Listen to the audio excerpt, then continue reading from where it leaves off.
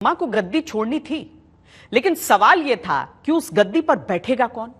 उमा भारती चाहती थी कि मामला शांत होने पर वो वापस मुख्यमंत्री बने और इसीलिए किसी ऐसे व्यक्ति को गद्दी सौंपना चाहती थी जो उनका विश्वास पात्र हो। बाबूलाल गौड़ 1972 में जनसंघ की टिकट पर भोपाल की गोविंदपुरा सीट से लड़े, हार गए। चुनावों को लेकर उन्होंने कोर्ट में पिटीशन डाली और वो ये पिटीशन जीत गए। 1974 में इस सीट पर उपचुनाव हुए और बाबूलाल पहली बार विधानसभा पहुंचे। सुंदरलाल पटवा सरकार में भी बाबूलाल मंत्री थे।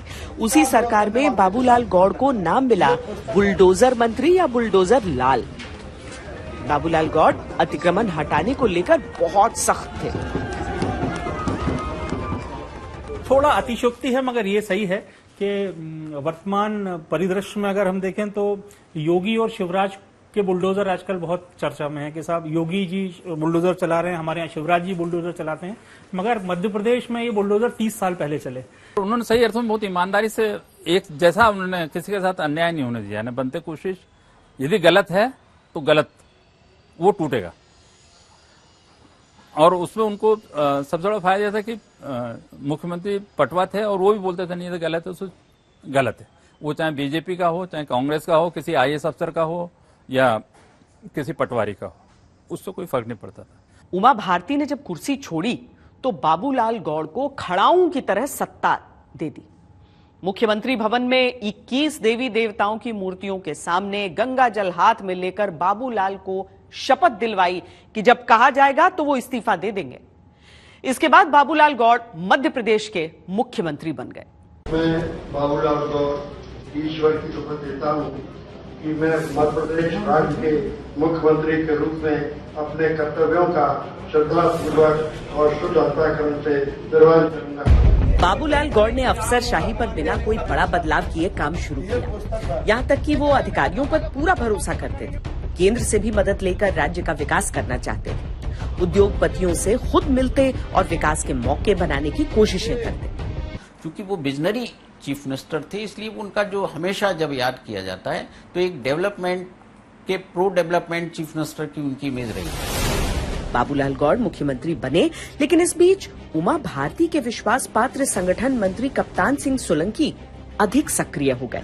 बाबूलाल गौड़ के सामने मुश्किलें आने लगी क्योंकि विधायकों की सिफारिशें और अफसरों की शिकायतें सब सोलंकी के पास जाने लगी। दूसरी तरफ उमा भारती के खिलाफ कर्नाटक सरकार ने कुछ ही महीनों के बाद केस वापस ले लिया। अब उमा भारती मुख्यमंत्री की कुर्सी पर वापसी चाहती थी। उनकी योजना थी विशाल तिरंगा यात्रा निकालकर पूरी ठसक के साथ सत्ता में लौटने की, लेकिन तब तक दिल्ली में उनके लिए हवा बदल चुकी थी। उमा अपनी ही पार्टी से इतनी नाराज रहने लगी कि नवंबर 2004 धनतेरस के दिन उनका गुस्सा पूरे देश के सामने इस रूप में आया कि सब दंग रह गए। उन्होंने भरी मीटिंग में लाल कृष्ण आडवाणी को ही चुनौती दे डाली। नहीं, आपके लिए पूरे मैंने जो कुछ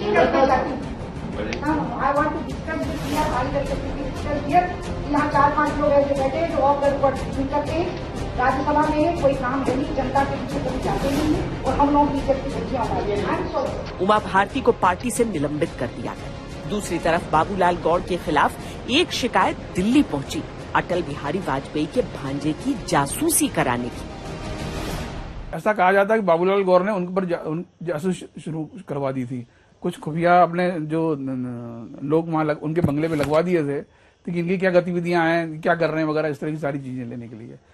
अनूप मिश्रा को जब पता चला कि भाई उनकी इस तरह जासूसी की जा रही है तो उन्होंने जो है अरुण जेटली को फोन कर दिया सीधे सीधे। मामले ने तूल पकड़ा तो तय हो गया कि बाबूलाल गौड़ की कुर्सी जाने वाली है, लेकिन उनकी जगह किसको बिठाया जाए ये सवाल कम महत्वपूर्ण नहीं था। ऐसे में पार्टी और संगठन को जो नाम याद आया वो थे पांव पांव वाले भैया, यानी शिवराज सिंह चौहान। पांव पांव भैया आप ही को कहा जाता था कि सबसे पहले आप ही थे वो। मैं तो बचपन से ही पदयात्री हूँ। मैंने होश नहीं संभाला था, 7वीं में तब पहला आंदोलन किया था मजदूरों के पक्ष में, और फिर मैंने अपने आदिवासी भाई और बहनों के साथ अन्याय होता था तो उनको इकट्ठा करने के लिए ये बात है 1986 की, 86-87 की। आदिवासियों पे अत्याचार होता था, फॉरेस्ट डिपार्टमेंट के लोग भी करते थे और वो बड़े परेशान रहते थे। तो मैं उनके बीच पैदल निकला था, उनको संगठित करने के लिए कि जुल्म के खिलाफ लड़ें, अन्याय के खिलाफ लड़ें। और तब से मैंने पदयात्रा शुरू की, तब से मैं पांव वाला भैया कहा जाता रहा हूं। दर्शन शास्त्र यानी फिलॉसफी में post graduate gold medalist Shivraj Singh Chouhan emergency में जेल जा चुके थे। लंबे समय तक बिना किसी लाइमलाइट विद्यार्थी परिषद से लेकर बीजेपी युवा मोर्चा में काम करते रहे थे। संगठन में सक्रियता इतनी थी कि 1991 में अटल बिहारी वाजपेयी मध्य प्रदेश के विदिशा से जब लोकसभा चुनाव लड़े तो चुनाव कराने की जिम्मेदारी मिली थी शिवराज सिंह चौहान को।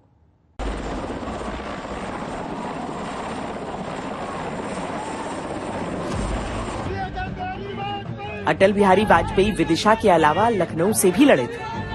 दोनों जगह से जीते तो लखनऊ की सीट अपने पास रख ली। विदिशा में उपचुनाव की बारी आई।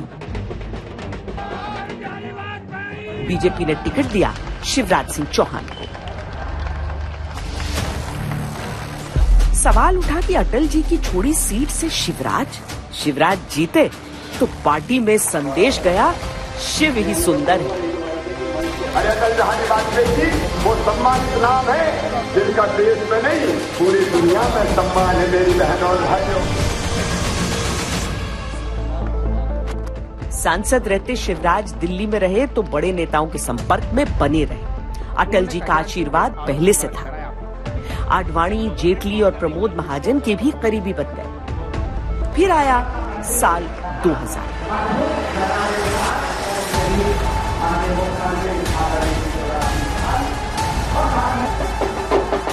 शिवराज पार्टी अध्यक्ष कुशाभाऊ ठाकरे की मर्जी के खिलाफ जाकर मध्य प्रदेश बीजेपी अध्यक्ष का चुनाव लड़े और हार गए। केंद्रीय नेतृत्व समझ चुका था कि शिवराज मध्य प्रदेश की राजनीति में रुचि रखते हैं और लौटना चाहते हैं। शिवराज का मुख्यमंत्री बनना नियति ही तय कर चुकी थी। उन्हें बाबूलाल गौड़ की जगह मुख्यमंत्री की शपथ दिलाई गई। तारीख थी 29 नवंबर 2005। रूहता और अखंडता अक्षुण्ण रखूंगा तथा मैं मध्य प्रदेश राज्य के मुख्यमंत्री के रूप में अपने कर्तव्यों का श्रद्धा पूर्वक और शुद्ध अंतःकरण से निर्वहन करूंगा। मुख्यमंत्री बनने के बाद शिवराज ने बुधनी विधानसभा से चुनाव लड़ा। कांग्रेस ने पूरा जोर लगा दिया कि शिवराज जीतने न पाए। शिवराज ने विधानसभा क्षेत्र में पदयात्राओं की झड़ी लगा दी। जनता को भी पता था कि वो विधायक नहीं मुख्यमंत्री चुन रहे हैं।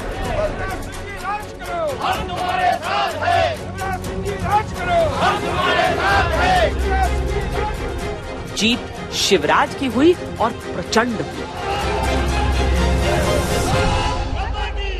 शिवराज सिंह चौहान की राजनीति की थाह कभी किसी को नहीं मिलती थी। शिवराज समय की गति को समझते हुए आगे बढ़ गए। किसी न किसी अभियान को लेकर उन्होंने पूरे मध्य प्रदेश को पैरों से नापना शुरू कर दिया। संगठन का अनुभव खूब काम आ रहा था। नर्मदा यात्रा, जन आशीर्वाद यात्रा के जरिए लोगों के बीच अपने आप को रखा। कोई विधानसभा ऐसी नहीं छोड़ी जहां लोगों ने उन्हें सामने से न देखा हो या जहां जाकर वो लोगों से न मिले हों। शिवराज हर कदम सावधानी से चल रहे थे क्योंकि वो पार्टी के अंदरूनी कलह को भी खूब समझते थे और इसी तरह सरकार को 21 महीने बीत गए। तभी डंपर खरीद घोटाले के आरोपों ने मध्य प्रदेश की राजनीति में भूचाल ला दिया। आरोप सीधे शिवराज की पत्नी पर लगे। कहते हैं तब शिवराज ने इस्तीफा देने तक का मन बना लिया। हालांकि उन्हें ये यकीन था कि उन्हें फंसाया जा रहा है। वो विधानसभा का ही अपमान कर रहे हैं। अब दिग्विजय सिंह जैसे वरिष्ठ नेता डंपर हाथ पे चला रहे हैं और एक मस्खरा होने का सबूत दे रहे हैं। ये लोकतंत्र में कभी शोभनीय नहीं कहा जा सकता। लेकिन शिवराज का व्यवहार काम आया और कहा जाता है कि तब राजनीति से ऊपर उठकर मदद विपक्ष की तरफ से आई। बहुत व्यवस्थित तरीके से सारी चीजें की गई। वो कागजात वगैरह भी सब वैसे ही थे, तो इसलिए कोई बहुत बड़ा केस है वो बन नहीं पाया, सारी चीजें रेक्टिफाई हो गई बाद में। लेकिन क्योंकि हर चीज छुपा के अपने तरीके से बताई जाती तो उसको उस तरीके से फ्लेयर अप किया गया था। आरोपों से उभरे उसके बाद शिवराज ने अपनी मजबूत पहचान जनता के मुख्यमंत्री की बनानी शुरू की। मानसरोवर यात्रा के लिए आधा किराया, तीर्थ दर्शन के लिए टिकट, मुख्यमंत्री कन्यादान योजना, लाडली लक्ष्मी योजना के तहत लोगों के साथ खुद को कनेक्ट किया। इन्वेस्टर्स समिट के जरिए निवेश से रोजगार के साधन जुटाए। वो खुलकर मंचों से खुद को महिलाओं का भाई कहने लगे और इस तरह शिवराज सिंह चौहान मध्य प्रदेश में मामा हो गए। ये हंसी नहीं, ये प्रेम का बंधन, ये विश्वास है। और मैं आपको वचन देता हूं कि जान भले ही चली जाए, आपका ये विश्वास कभी टूटने नहीं दूंगा, कभी खत्म नहीं होने दूंगा। शिवराज हिंदुत्व को समझते थे और सामाजिक सद्भाव को भी। वो शादियां भी कराते थे और निकाह भी, टीका भी लगाते थे और टोपी से भी उन्हें परहेज नहीं था। लिहाजा उनकी छवि हर वर्ग में अच्छी बनती चली गई, जिसका फायदा बीजेपी को 2008 के विधानसभा चुनावों में मिला। बीजेपी ने लगातार दूसरी बार सरकार बनाई। बीजेपी को मिली 143 सीटें और कांग्रेस 71 ही पा सकी। शिवराज ने दूसरी बार मुख्यमंत्री पद की शपथ ली। मैं शिवराज सिंह चौहान ईश्वर की शपथ लेता हूं कि मैं विधि द्वारा स्थापित भारत के संविधान के प्रति सच्ची श्रद्धा और निष्ठा रखूंगा। समय चक्र तेजी से बीता। 2013 आया। केंद्र की यूपीए सरकार भ्रष्टाचार के आरोपों से घिरी थी। नरेंद्र मोदी राष्ट्रीय फलक पर तेजी से उभर चुके थे, लेकिन मध्य प्रदेश में भी हलचल तेज थी, क्योंकि दिग्विजय सिंह की राजनीति से संन्यास के 10 साल पूरे हो चुके थे। बीजेपी ने पिछले 2 चुनाव दिग्विजय सिंह के कार्यकाल को मिस्टर बंटाधार बताते हुए जीते थे। इस बार दिग्विजय सक्रिय हुए तो कांग्रेस ने रणनीति बदल दी।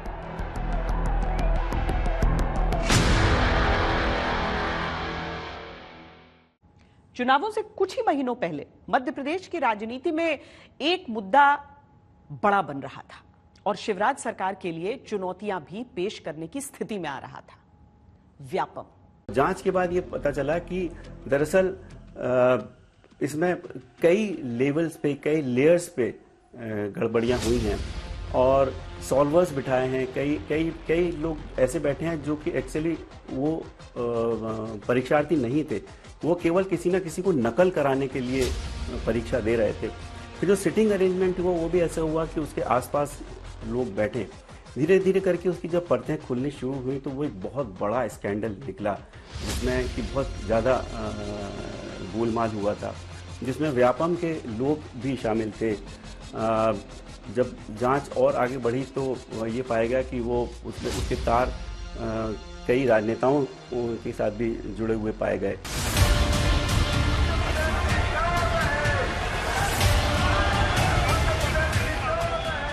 व्यापम की चर्चाओं के बीच चुनावों का परिणाम आया तो मध्य प्रदेश की जनता ने फिर शिवराज में विश्वास जताया। बीजेपी को 165 सीटें मिली, कांग्रेस 58%। कहते हैं कि शिवराज को केंद्रीय मंत्री का पद भी ऑफर हुआ था, लेकिन उन्होंने मध्य प्रदेश को चुना।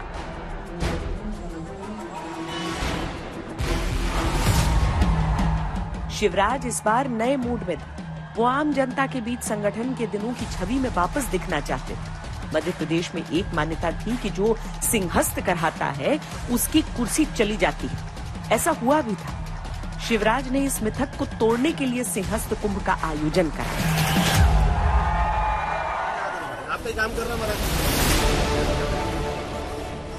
आंधी बारिश में पंडाल उड़ा तो शिवराज खुद औजार लेकर चढ़े। बाढ़ आई तो शिवराज की तस्वीर वायरल हुई, जिसमें उन्हें पुलिस बल उठाए हुए थी। आलोचना भी हुई और ये संदेश भी गया कि कम से कम उनका मुख्यमंत्री हवा हवाई नहीं है। शिवराज छवि बदलने में कितने कामयाब हो रहे थे, इसका आकलन करने की स्थिति में कोई था नहीं, क्योंकि 2013 में शुरू हुआ व्यापम धीरे धीरे भयंकर रूप लेता चला गया। व्यापम से जुड़े लोगों की एक के बाद एक संदिग्ध परिस्थितियों में मौतें होने लगी। 41 जानें चली गई थी। तत्कालीन राज्यपाल रामनरेश यादव तक आ जाए, उनके बेटे की भी मौत हो गई। लपेटे में कई मंत्री भी आए। शिवराज के लिए व्यापम सबसे बड़ी मुसीबत बन गया। शिवराज ऐसा लग रहा था कि घिर गए। बाद में जब मुझे चला कि मामला कुछ गहरा है, तो मैंने ही ये मामला स्पेशल टास्क फोर्स को दिया, एसटीएफ को दिया।